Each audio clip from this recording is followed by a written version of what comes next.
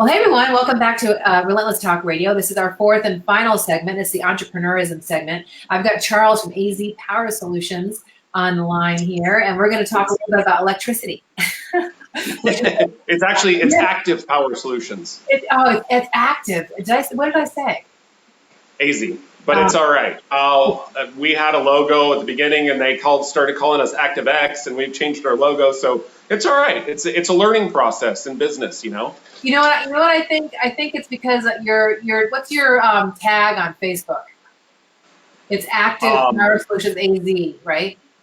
It's LLC. Right. Okay. On Facebook, the name of your little tag has an AZ at the end. So that's probably why I got screwed up. It doesn't matter. No, I'm not sure, actually. Yeah, I think it's Active Power Solutions AZ is what your tag is on Facebook. Oh, yeah. We have multiple addresses. We bought every single address that we could possibly get. It was one of our first advertising tactics. So tell everybody who you are and what your business is and what it is that you do. So my name is Charles Dalmolin. I'm a co-owner of Active Power Solutions, LLC. We started about 4 years ago. We primarily go after small to medium, large. We dabble in a little large commercial. So businesses, that's what we do. We do not advertise that we do residential just because we get a lot of residential just with contractors, so on and so forth. We did a job for you, and it just kind of comes with the territory. But we do specialize in restaurants and TIs, tenant improvements, for those that don't know what that means. We do data. We do basically all of it. But we're a small, more attention to detail company. We're not out there trying to get every job that's possible. Trust me, they're knocking my door down right now. I love it. Awesome. So no, it's business is good, and we're excited. It's growing. So you were my electrician on my home sale, which the lie is. I worked with Greg Heider, who was my realtor, and you were my electrician. Nathan Dow from Aztec Mechanical did my my AC repair. I had some AC added by somebody that didn't do it the right way, so I had to get that fixed before I sold the house. That happens all the time. Came and checked out my roof so I could kind of be on top of what my roofing situation was. And Jay Hornbeck who was not part of BNI, did some plumbing for me. So I really appreciated you coming and doing my electric because I had an older home, and the guy that owned the home before me was MacGyver. Oh, right? Yeah, he was. Really interesting things with the electric in my house.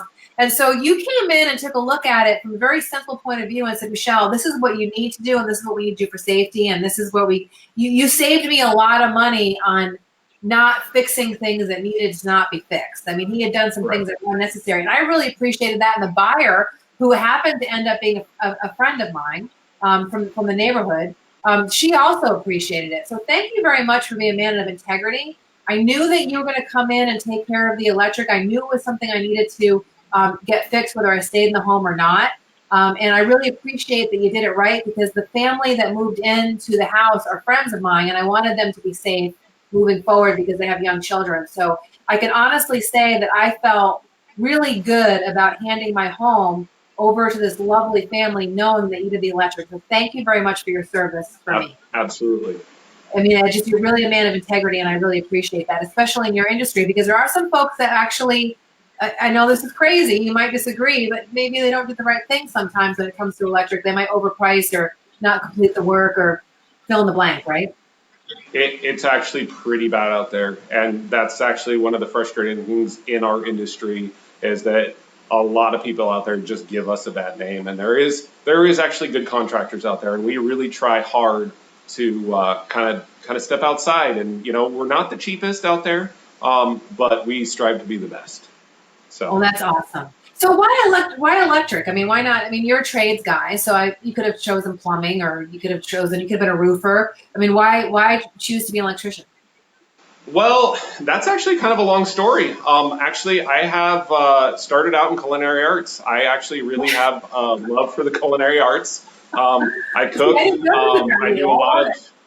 stuff on the side. And I had kids really young, and I got scared not to go into culinary arts. My biggest fear was I was going to end up in Denny's. And then I kind of got into construction. I kind of bounced around through multiple different construction. And I've always had kind of a techie kind of background, or been intrigued in that. And that I was really into car audio when I was younger.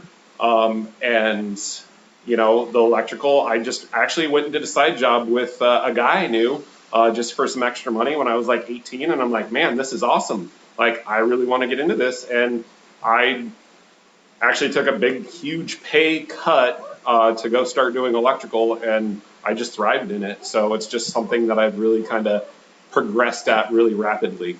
And, this is 20 years later, and we're doing, life's good. Isn't it crazy how you can say 20 years later? Yeah, I know. How did that happen, right? Right. The biggest lesson you've learned being in business for 20 years. Honestly, to be able to say that you've been in business for 20 years doing a trade is really saying a lot, because there's a lot of people that come and go in the trades work, and they're not able to sustain a business. So the fact that you've been in business for 20 years is really amazing. Now you have catapultas in the background there that are. Oh, can you hear them? Oh yeah, there's 14 little puppies back there. So we're gonna hold off and have you hold up a puppy, but I want to look, because you know that I'm a Catahoula lover. I've had Catahoulas in the past, and I have to come see them. But one of the questions I want to ask you before we get there is, what was the biggest lesson for you, like as a business owner, that you think you've learned over the years? That question kind of gets asked a lot, and I guess I have to say at this point in time, I've learned a lot. I learned a lot young. I got taken for a whole bunch of money at a young age, and pick and choose your customers. Use your gut, because when your gut says something, it's usually correct. And I've walked away from jobs, and 9 times out of 10 it was right. So I've gotten taken for a lot of money, and 20 years later I'm still paying for it. So just use your gut, use your best judgment, and keep on trucking. I kind of, when the bottom fell out, like, I pretty much lost everything and had to restart over. So this is actually my 3rd electrical company. I have a partner, Bill. He's amazing. We just kind of fell into our roles, and I never really wanted a partner in any business again. Right. And I could never ask for a better partner. He's absolutely amazing. So you said a couple things here that really are very powerful. One was that failing is part of succeeding. Absolutely, 1,000%. And when you fail, you just say next, right? Right. I've just recently had someone question the fact that I've started so many companies.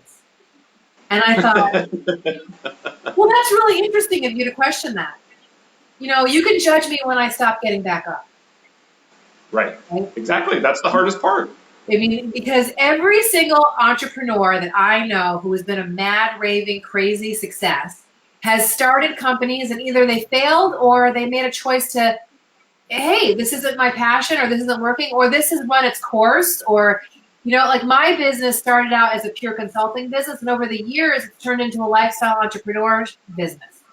When I started adding art into my mix, and I started adding interviews and got more involved with social media, my lifestyle entrepreneurship, the radio, all of this kind of morphed, right? I couldn't have possibly have known what was going to happen with my business 5 years ago when I started it.